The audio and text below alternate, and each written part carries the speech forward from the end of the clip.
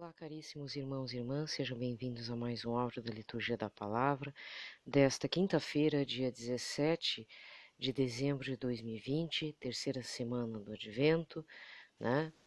E a cor litúrgica é a roxa. O santo desse dia é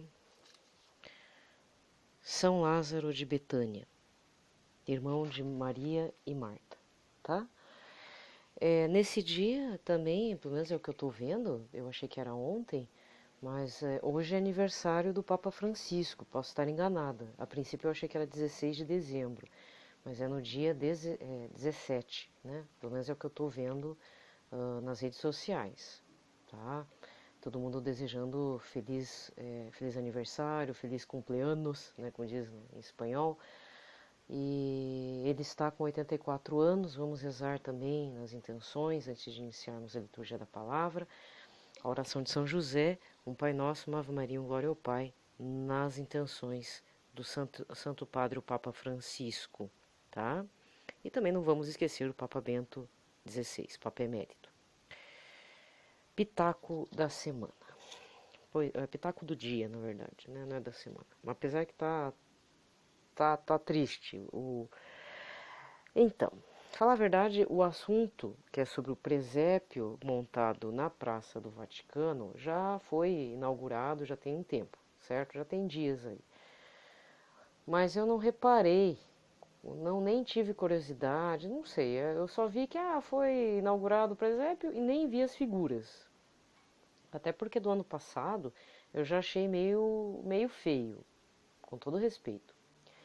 Não sei se você se recorda, mas se não me engano, o presépio do ano passado foi feito em esculturas em areia, né? E tinha traços muito fortes, muito marcantes. Não estava bonito, mas também estava como um presépio, entendeu? Estava representado, Nossa Senhora, São José, etc e tal, tudo certinho, bonitinho. O que aconteceu esse ano? Eu vi muitos comentários nas redes sociais que as pessoas ficaram muito tristes com aquela representação. Aí eu fui puxar no Google Notícias e até os meios seculares, então G1, Veja, isto é, começaram a fazer críticas. Quer dizer, ou seja, o mundo secular também não gostou daquele presépio, achou muito estranho. E também o pior é que a justificativa do Vaticano não convenceu toda aquela lorota dizendo que veio de uma vila do século 17, 1600 e pouco. Desculpa, não convenceu. Não convenceu. Eu até fiz um áudio antes, mas ficou 45 minutos, 29, praticamente 30 minutos eu falando aqui a respeito do presépio, umas outras indagações particulares, aí eu resolvi cortar, jogar fora, fazer outro, porque eu não vou fazer as indagações particulares. A única coisa que eu vou dizer é o seguinte: eu espero que esse presépio e mais os outros escândalos aqui que envolvem alguns bispos e padres aqui no Brasil, não estou falando fora não, estou falando aqui, só aqui no Brasil, tá? Que isso não tire eu e você da Igreja Católica. Porque nós devemos ter ciência de uma coisa: nós estamos na Igreja Católica por Cristo. E aquela pessoa que é meio fraca, não só na fé, como de cabeça, porque não raciocina, isso significa que não medita em oração, não medita na palavra, não medita no catecismo, né? Acha que já é cristão católico pronto e tem capacidade de falar bobeira. Sou católico não praticante, que mais? Dia 25 de dezembro é aniversário de Jesus, ou seja, para não falar um palavrão aqui de alto e bom som, para não ficar evitando, né? Isso aí é católico bobo. Eu espero que você não seja assim. Porque minimamente a gente tem que digerir certas notícias e não simplesmente, eu não vou mais na igreja, como se Jesus dependesse da gente. Gente, é nós que dependemos de Jesus. Já começa por aí. Lógico que Jesus fica triste quando vê a nossa decisão de abandonar a igreja. A igreja tem problema. Sim, o problema é que não é a igreja católica, a instituição em si, que dá problema. Quem dá problema são os filhos da igreja católica, que, falar bem a verdade, eu não sei se dá para chamar de filhos da igreja católica, porque tem alguns que devem ser filho do capeta, pelas atitudes que fazem. E fora as vendições de alma que faz também por aí, dentro da igreja católica, né? Então é só apurar os ouvidos, apurar o olhar, observar atentamente que você vai ver escândalo todo dia, desde a pequena paróquia aí do bairro até santuários, territórios paroquiais gigantes, tudo. É só abrir o olhinho, abrir os ouvidinhos. É rapidinho você vê. Mas o que que acontece? A Igreja Católica, ela não foi demolida, destruída, nem na sua vertente oriental ortodoxa, nem na sua vertente católica apostólica romana. Ela até dividiu-se, mas ainda estamos em comunhão. Só as igrejas ortodoxas não aceitam a autoridade do Papa Francisco. Ponto. Cada um tem seu patriarca, tá? Isso é desde o concílio, acho que de Niceia. Acho que é isso. É um dos primeiros concílios que teve, que deu uma cisão lá. Mas tirando isso, todos respeitam o Papa respeita os patriarcas, estamos em comunhão, somos irmãos. Beleza? Inclusive, o Papa também, juntamente desde São João Paulo II, tem feito conversas com as linhas protestantes históricas também. O Papa João Paulo II já conversou com o, o, o sacerdote, não sei como é que é o termo, né? Deve ser os sacerdotes lá que cuidam do templo das sinagogas, né? Quem pertence às sinagogas também. Então, desde São João Paulo II, foi retomada essa conversa, porque, como diz São João Paulo II, não dá para esquecer os judeus, porque são nossos irmãos mais velhos na fé. Jesus foi judeu, né? Na terra, entendeu? E são o povo não só da terra prometida, como do povo prometido, certo? Aí é assim. Então eu não vou entrar na ênfase da discussão por que fizeram aquele tipo de presépio. A primeira coisa, quando eu vi tudo aquela parafernália toda, me desculpa falar, era melhor que tivesse feito com papelão, com rolo, ou, né, algo abstrato, como já aconteceu aqui também na minha cidade. Uma vez, teve uma época que teve concursos de melhor decoração natalina, e tinha uma loja de roupas, chique assim, que a pessoa teve uma brilhante ideia. Aí eu digo que é uma brilhante ideia. Na época tinha muito jornal, papel jornal, e a pessoa fez uma escultura em papel jornal, fazendo a representação de todos os personagens ali para o presépio, e depois pintou com spray, desses que o pessoal picha na parede. Então usou spray, colocou glitter, ficou coisa mais linda. Isso foi na década de 80, 90. Por um bom tempo eles fizeram esse presépio. Depois acho que fechou a loja, aconteceu alguma coisa. Ou então que nem aqueles presépios feitos com material reciclado, com rolinho de papel higiênico, pintadinho, a boquinha, entendeu? Isso é uma coisa. Isso é artesanato, isso é uma forma de representatividade, existe uma questão aí de arte, de reciclagem, etc. Tal. Agora, o que eu vi lá mesmo, os poucos detalhes dos personagens do presépio, eu não vou chamar de astronauta. Sabe o que me pareceu? Porque eu iniciei a parte de história a partir de uma escultura do século XVII de Gian Lorenzo Bernini, o Êxtase de Santa Teresa, que é do período assim, o estilo artístico é chamado barroco. Foi no período da Contra-Reforma, que é uma questão da Igreja Católica para o combate dos ideais da Reforma Protestante que já estavam graçando em toda a Europa, né? Então tinha que ter uma atitude defensiva, e a defensiva foi a Contra-Reforma e o estímulo às artes, principalmente visuais, na parte de escultura, pintura, em que cardeais e até o próprio Papa financiavam artistas seculares a fazerem temas bíblicos, principalmente do Novo Testamento, né? Nessa parte pictórica, na parte da escultura, da arquitetura e etc. Tá? Então eu gosto muito da parte visual e eu gosto bastante de artefatos arqueológicos. Então aí vem meu pitaco, a única parte do pitaco. Na hora que eu olhei aquelas esculturas, me veio, sem brincadeira, as primeiras imagens de esculturas e sarcófagos mais antigos do Antigo Egito, do período mais antigo, que eu não sei precisar porque eu não sou especialista em Egito Antigo. Eu teria que procurar lá. Mas existia uma fase artística do Egito que era essa coisa maçuda, essa coisa meio mal feita, desculpa, é isso mesmo que me deu a impressão, daquele rosto esquisitíssimo, parecem totens, né? Não parece totens? Não vamos delirar muito em Darth Vader e astronauta. Não, parecem totens. E se tem alguma referência a astronauta, aí por que eu fiz 30 minutos de áudio e depois me arrependi e joguei fora? Porque quem me conhece, que está aqui no canal, já tem uns acho que eu tenho 3 anos já desse trabalho que eu estou fazendo, sabe que eu tive minha fase da catolicidade, fiz a comunhão, fiz a primeira comunhão, fiz a crisma, mas depois chegou o período de vestibular, aí meu foco era só vestibular. E as aulas, a gente tinha aulão quase praticamente todo domingo. Aí eu larguei mão de ir na missa.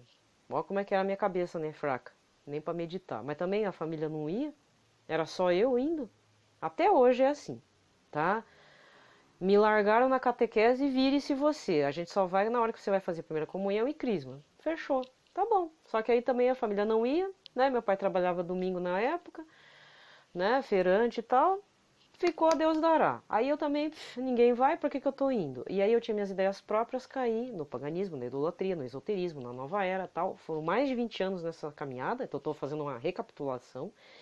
Muitas coisas eu li, muitas coisas eu sei sem ter lido, porque eu trabalhei na área de livros, na área de livraria, cheguei a trabalhar em várias vertentes de tudo que envolve livro, desde... A única coisa foi gráfica de livro, isso eu nunca trabalhei. Mas na parte de venda de livro, pedidos, reposição, depois na parte de representação de editora, dentro de uma representação, depois numa filial de uma grande editora, mesmo também de uma outra linha, não tinha esoterismo, mas eu ainda buscava esse tipo, o meu salário era gasto com esse tipo de material. Depois fui trabalhar num sebo, foi a melhor experiência da minha vida. Olha, gente, se um dia você quer saber como é o ser humano, vai trabalhar num bom sebo. Ou não precisa ser bom sebo, pode ser um sebo mesmo.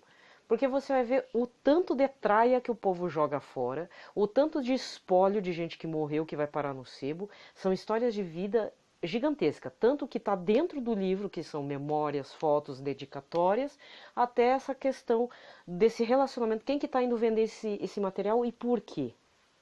Você ouve de tudo. De tudo.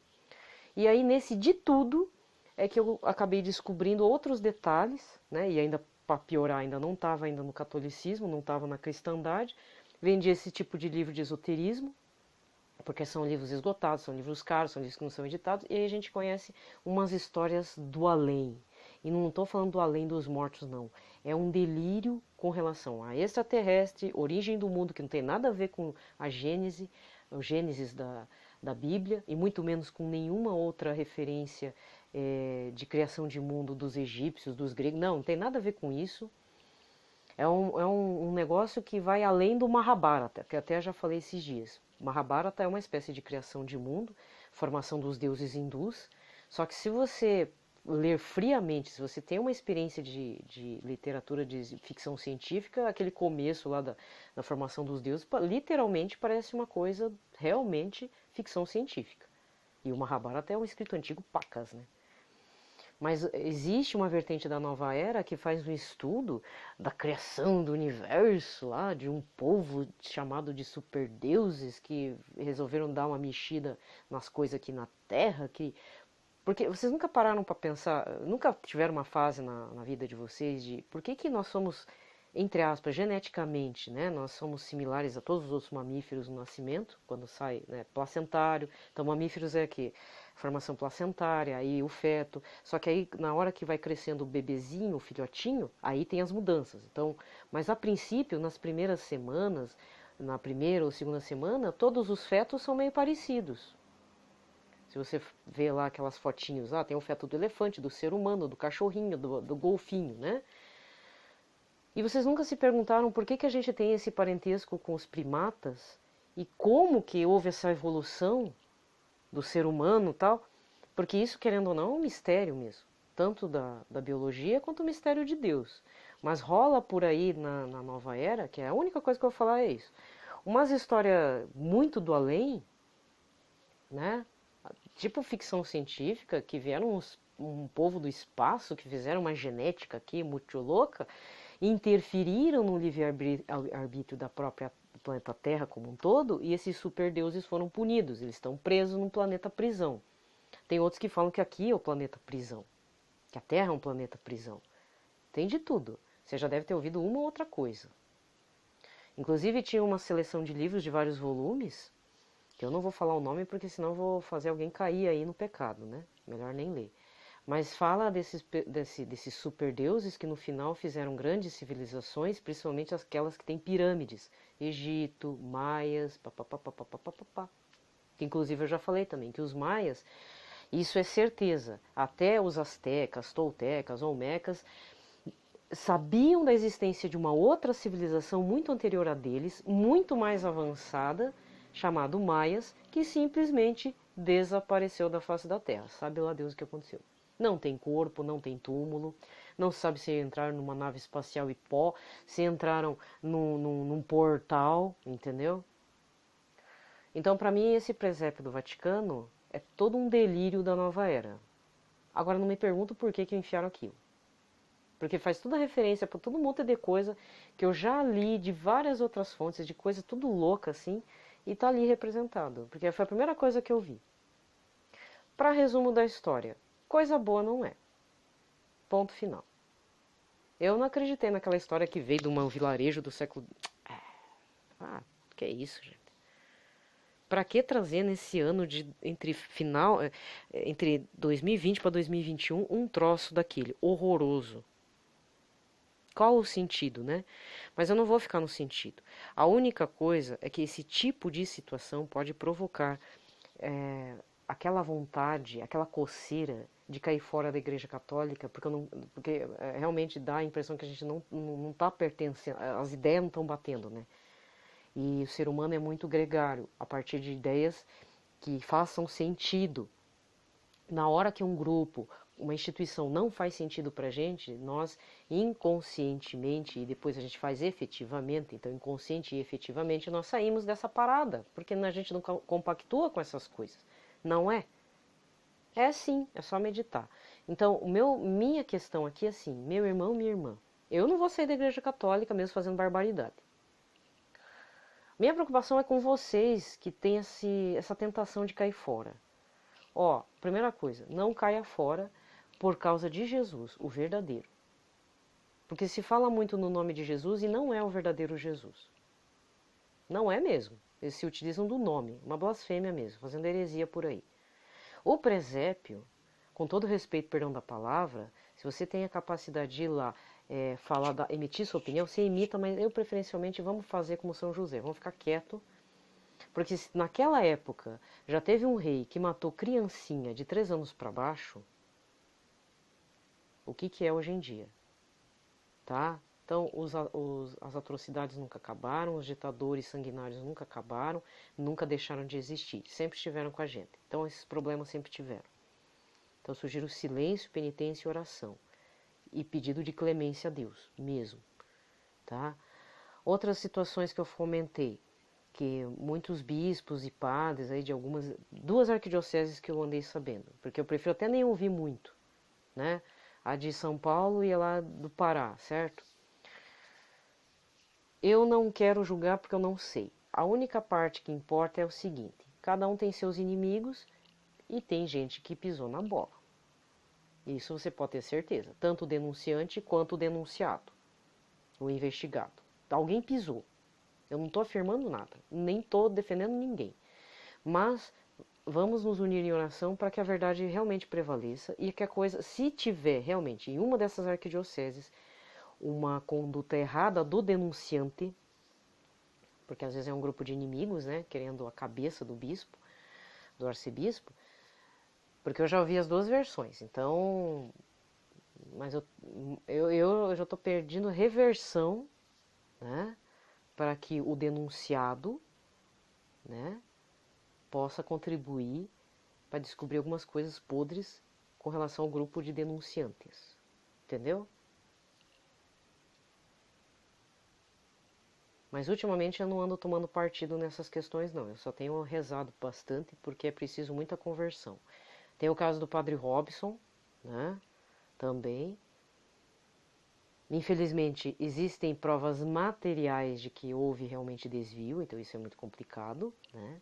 Porque se ele estivesse morando numa casinha ou dentro da igreja, Aí talvez a denúncia fosse vazia, fosse um grupo de, né, de inimigos e tal. Mas no caso dele, pô, o homem mora numa mansão. E aí, como é que é a situação? Como é que o senhor se explica isso? Né? Então, mas eu nem estou julgando, estou só rezando no caso dele também. E tem outros espalhados que a gente não sabe. Entendeu? Por quê? Porque a igreja passa pano. Desculpa falar. Só que é o tipo da coisa que só vem minando, dando contra-testemunho, e isso pode realmente dar uma desagregada na confiança que temos em relação à Igreja Católica. E eu vou dizer mais, você que está aí doidinho, condoído, tristinho por causa de um presépio do Vaticano, eu só vou dizer o seguinte, é como se diz por aí, daqui para frente é só ladeira abaixo, sem freio. Aguenta o repuxo. É um sintoma grave que estão querendo desmontar com a nossa confiança na Igreja Católica. E isso você tem que ter noção de que não se pode ser deixado levar por notícias, por situações nefastas, entendeu? O mundo pode estar ruindo, às vezes a gente pode ficar até sem padre, mas o espaço da Igreja Católica, segundo diz o Manual de Indulgências, é um local santo por mais 50 anos. Se o local foi Veja bem, se o local foi desalojado por motivos de guerra por 50 anos, aquele local é uma terra abençoada, terra santa, é solo santo. Ah, mas o padre fica fazendo, temos padre que fica fazendo coisa. Pois é, mas aí o padre está fazendo coisa errada mesmo, gravíssima, praticamente uma magia negra, se foi isso que você estava pensando de pedofilia dentro das igrejas. Tá? Isso é magia negra mesmo, é coisa pro capeta. Então é preciso que a gente também reze para os nossos párocos, para os nossos territórios paroquiais, porque tem territórios paroquiais que literalmente uma geração de uma família inteira, de várias famílias antigas, construíram. E cadê o apoio da oração? Cadê o combate? Você acha que o demônio não quer fazer o maior carnaval? E quando eu falo carnaval, não é esse carnavalzinho, não. É um carnaval infernal dentro do solo santo? Que já está fazendo, né? Já está dando seus ares por aí lá no Vaticano, certo? Mas não se choque, não. É que nem Santa Teresa diz, que nada te perturbe, nada te abale. Tenhamos confiança em Jesus. Porque Jesus realmente foi um motivo de escândalo para aqueles que vivem na mentira, na falsidade. Então é só isso que eu vou falar, é só isso que eu tinha para falar para vocês, tá? Ainda foi 22 minutos, mas ainda tá menos. Não falei tanta besteira assim, porque o primeiro áudio eu gravei, eu estava revoltada e gravei uns negócios que não tinha nada a ver. Vamos lá. Pelo sinal da Santa Cruz, livrai-nos Deus Nosso Senhor de todos os nossos inimigos. Em nome do Pai, do Filho e do Espírito Santo. Amém. Vamos iniciar rezando uma oração breve a São José. Estamos no ano de São José, tá? E vamos ser como São José, obedientes, que é uma coisa que o capeta e o demônio não é. O demônio não consegue nem fingir obediência. Ele pode fingir caridade, humildade, ele finge muito, mas obediência ele jamais vai fingir, porque ele nunca foi. E ele foi condenado por ser desobediente, tá? Não custa lembrar, né? Então vamos lá. Lembrai-vos, ó puríssimo esposo da Virgem Maria, ó meu doce protetor, São José, que jamais se ouviu dizer que alguém tivesse invocado vossa proteção, implorado vosso socorro e não fosse por vós consolado. Com esta confiança venho à vossa presença e a vós fervorosamente me recomendo. Não desprezeis a minha súplica, ó Pai adotivo do Redentor, mas dignai-vos acolhê-la piedosamente. Amém. São José, modelo e padroeiro dos devotos dos Sagrados Corações de Jesus e de Maria, rogai por nós. Pai nosso que estais no céu, santificado seja o vosso nome. Venha a nós o vosso reino, seja feita a vossa vontade, assim na terra como no céu. O pão nosso de cada dia nos dai hoje. Perdoai-nos as nossas ofensas, assim como nós perdoamos a quem nos tem ofendido. Não nos deixeis cair em tentação, mas livrai-nos do mal. Amém. Ave Maria, cheia de graça, o Senhor é convosco. Bendita sois vós entre as mulheres, e bendito é o fruto do vosso ventre, Jesus. Santa Maria, Mãe de Deus, rogai por nós, pecadores, agora e na hora de nossa morte. Amém. Glória ao Pai, ao Filho e ao Espírito Santo, como era no princípio, agora e sempre. Amém. Muito bem. Rezamos e agora vamos para a liturgia desta quinta-feira. A primeira leitura de hoje está em Gênesis, capítulo 49, versículos 2 e de 8 a 10. Naqueles dias Jacó chamou seus filhos e disse: Juntai-vos e ouvi, filhos de Jacó, ouvi Israel vosso pai. Judá, teus irmãos te louvarão, pesará tua mão sobre a nuca de teus inimigos. Prostrar-se-ão diante de ti os filhos de teu pai. Judá, filhote de leão, subsiste, meu filho da pilhagem. Ele se agacha e se deita como um leão, como uma leoa. Quem o despertará? O cetro não será tirado de Judá, nem o bastão do comando dentre seus pés, até que venha aquele a quem pertencem e a quem obedecerão os povos. Palavra do Senhor. O salmo de hoje é o 71 com o refrão: Nos seus dias a justiça florirá e a paz em abundância para sempre. Dai ao rei vossos poderes, Senhor Deus, vossa justiça ao descendente da realeza. Com justiça ele governa o vosso povo, com equidade ele julga os vossos pobres. Nos seus dias a justiça florirá e paz em abundância para sempre. Das montanhas vem a paz a todo o povo e desça das colinas a justiça. Este rei defenderá os que são pobres, os filhos dos humildes salvará. Nos seus dias a justiça florirá e paz em abundância para sempre. Nos seus dias a justiça florirá e grande paz, até que a lua perca o brilho. De mar a mar estenderá o seu domínio, e desde o rio até os confins de toda a terra. Nos seus dias a justiça florirá e paz em abundância para sempre. Seja bendito o seu nome para sempre, que dure como o sol tua memória. Todos os povos serão nele abençoados, todas as gentes cantarão o seu louvor. Nos seus dias a justiça florirá e paz em abundância para sempre. Evangelho. Está em Mateus capítulo 1, versículos de 1 a 17. Livro da origem de Jesus Cristo, filho de Davi, filho de Abraão. Abraão gerou Isaque, Isaque gerou Jacó, Jacó gerou Judá e seus irmãos. Judá gerou Farés e Zara, cuja mãe era Tamar. Farés gerou Esrom, Esrom gerou Arã, Arã gerou Aminadab, Aminadab gerou Naasson, Naasson gerou Salmão, Salmão gerou Boaz, cuja mãe era Raabe, Boaz gerou Obed, cuja mãe era Rute, Obed gerou Jessé, e Jessé gerou o rei Davi. Davi gerou Salomão, daquela que tinha sido a mulher de Urias. Salomão gerou Roboão, Roboão gerou Abias, Abias gerou Asa, Asa gerou Josafá, Josafá gerou Jorão, Jorão gerou Osias, Osias gerou Jotão, Jotão gerou Acás, Acás gerou Ezequias, Ezequias gerou Manassés, Manassés gerou Amon, Amon gerou Josias, Josias gerou Jeconias e seus irmãos no tempo do exílio da Babilônia.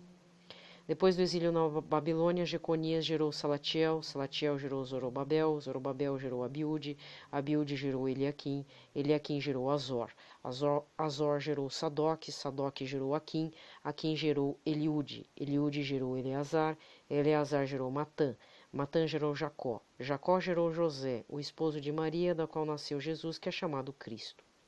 Assim, as gerações desde Abraão até Davi são 14, de Davi até o exílio na Babilônia, 14, e do exílio na Babilônia até Cristo, 14. Palavra da salvação. Aqui termina a liturgia da palavra e eu tenho que dar um pitaco com relação ao evangelho de hoje. O evangelho de hoje existem 3 situações aqui, uma não muito usual para o povo ocidental, principalmente o brasileiro, e 2 outras situações. Quer dizer, 2 não são usuais e uma você já deve ter ouvido em algumas homilias anteriores, principalmente na Canção Nova, nos lábios, não vou falar na boca que fica muito feio, nos lábios do Monsenhor Jonas Abib, por exemplo. Tá? Atualmente ele não está fazendo muita homilia, né? Porque está já com uma certa idade.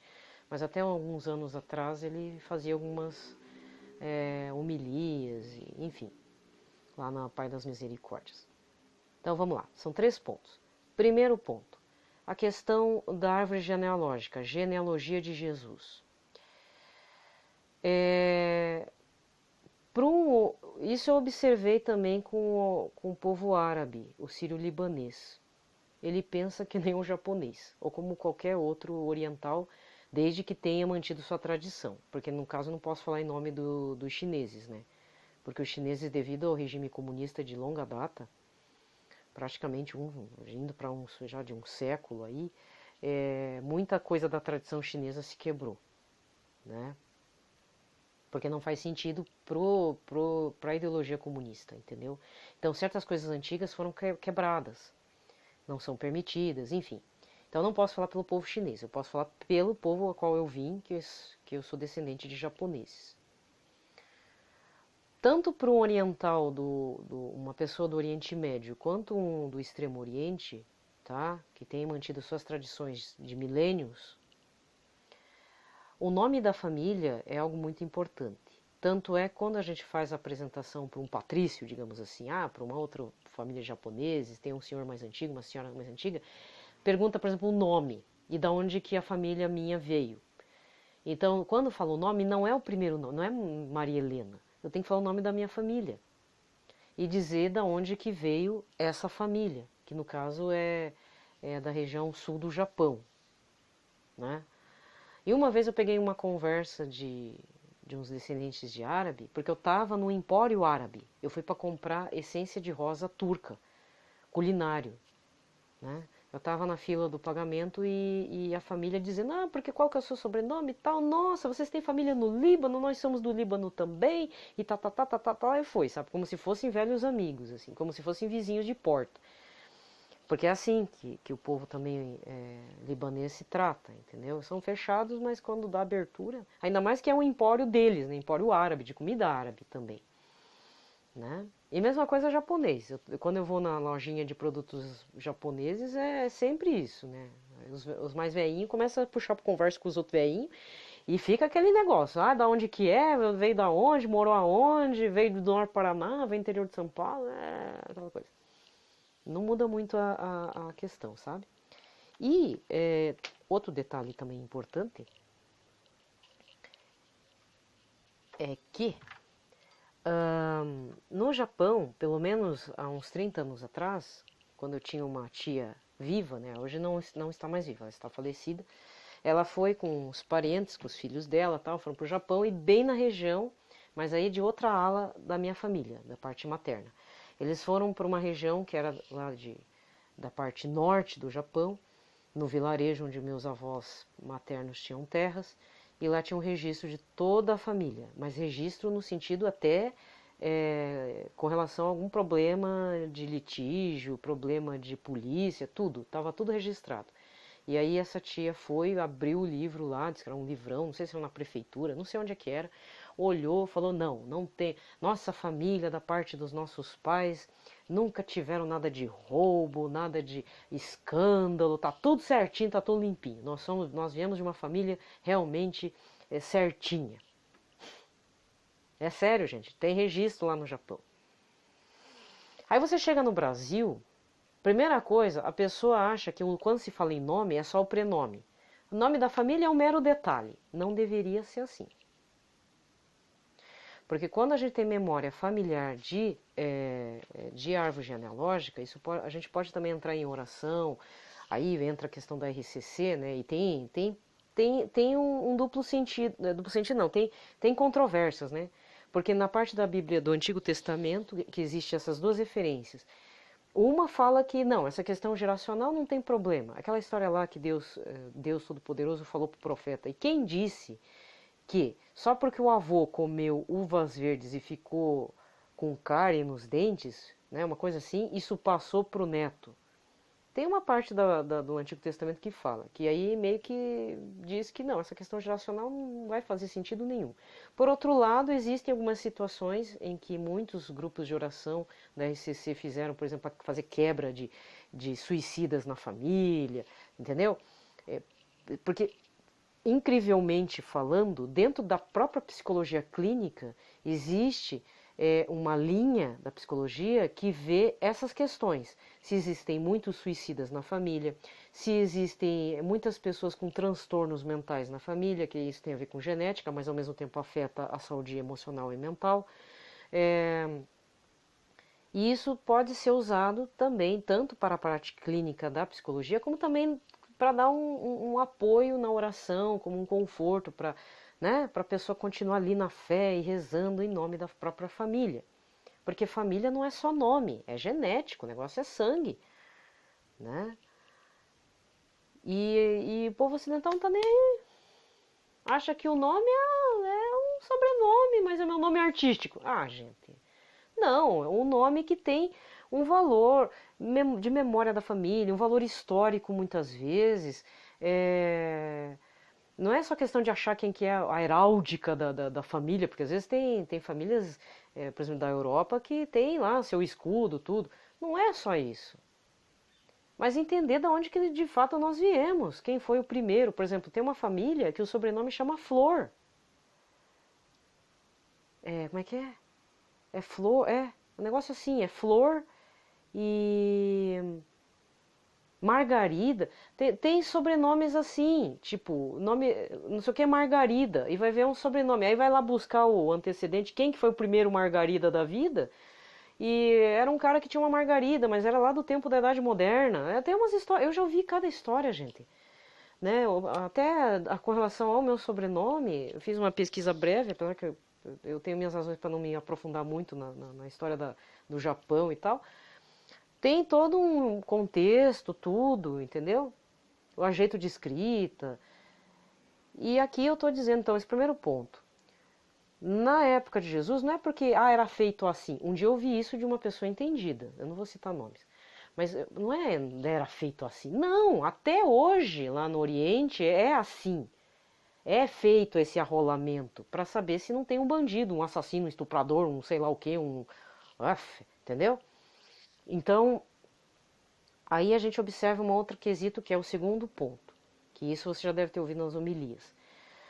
Na primeira geração de 14, né, que é do mais antigo ali, logo depois de Abraão, naquele trecho aqui, aparecem duas mulheres, Tamar e Raabe. Tamar e Judá eram casados? Não. Tamar, para não ficar proscrita diante da sociedade, ela teve que tomar uma medida drástica. Ela fez uma coisa errada, mas ela gerou 2 filhos gêmeos para Judá, que é a tribo mais importante de Israel. Depois vem Raabe, a prostituta. Então Salmão casou com a prostituta. Então na genealogia de Jesus, nessa primeira de 14, tem 2 mulheres que tomaram atitudes. Foram mulheres de atitude mesmo diante do pecado ou se fizeram pecado. Mas eram mulheres de atitude. Quando chega na segunda linha dos 14, que é ali Davi, é citada a mulher de Urias. Mas Davi é que toma posse da mulher de Urias. Ele comete um erro. E essa mulher está descrita, não tem o nome, mas está descrita ali. Também faz parte da genealogia de Jesus. E para finalizar o terceiro ponto, para a coisa não ficar muito longa, né? Que já ficou. 14, 14, 14. Isso está falado no final do Evangelho. Para os judeus que fazem lá o estudo de números, porque o número também tem o seu significado, só que para nós, para o Ocidente, chegou alguma coisa fechada, decepada, chamada numerologia. Mas para o judeu ortodoxo, que faz o estudo da escritura lá, do Pentateuco, os números, então número 7, 666, não sei o que, tem todo um significado, toda uma simbólica própria. Faz parte da interpretação do texto. E como todos os evangelistas são judeus, e eram judeus, logicamente esses números fazem algum sentido. Para nós, não, porque somos o outro povo, né? O povo para dar ciúme no povo escolhido, né? Como diz São Paulo. Então, para nós não há interesse, não precisamos saber. É como fazer circuncisão, lá que deu aquele rebu lá no primeiro concílio lá com São Paulo e São Pedro. Circuncidamos o povo que aceita Jesus, que são os estrangeiros, ou não? Aí chegamos à conclusão que não. Aquele que aceitar Jesus, aceita no batismo do Espírito. Não tem necessidade de circuncisão. Agora, se você é judeu, aí é contigo. Inclusive, a circuncisão acontece também, acho que entre o povo árabe. Mas não é porque acredita em Jesus, é por outra situação, acho que questões higiênicas mesmo. Povos do deserto, né? Certo? Então, assim, eu estou apontando 3 situações. Uma é uma coisa a fazer-nos pensar. O nome da família, de onde que viemos, de fato. Porque aqui no Brasil acontece, por exemplo, o sobrenome dos anjos e dos santos. Geralmente são o quê? Órfãos. Né? Então, essas crianças, o primeiro lá, é Paulo dos Anjos. É porque não teve um pai e uma mãe para registrar. Então, tinha que ter registro, foi dado esse nome. Provavelmente dos santos também. Porque pertence a quem? São consagrados aos anjos e outros aos santos. Pronto. Uma família que parece que a vertente é única. Cavalcante, Cavalcante, Cavalcanti, Cavalcante com dois T's, é tudo a mesma família. É tudo parente. Isso numa reportagem bem antiga, aí, de 30 anos atrás que eu vi. Tem outras situações, né? Então, sobrenomes assim, diferentes. É bom tentar saber de onde que você veio. Porque isso pode denotar também uma situação que é necessário entrar em oração. E nos faz também meditarmos na reza para os falecidos defuntos. Falecidos defuntos, isso é redundante. Os fiéis defuntos da nossa família. Beleza? Me encerro por aqui. Gente, desejo a todos uma ótima quinta-feira. Fiquem em paz, na paz de Cristo.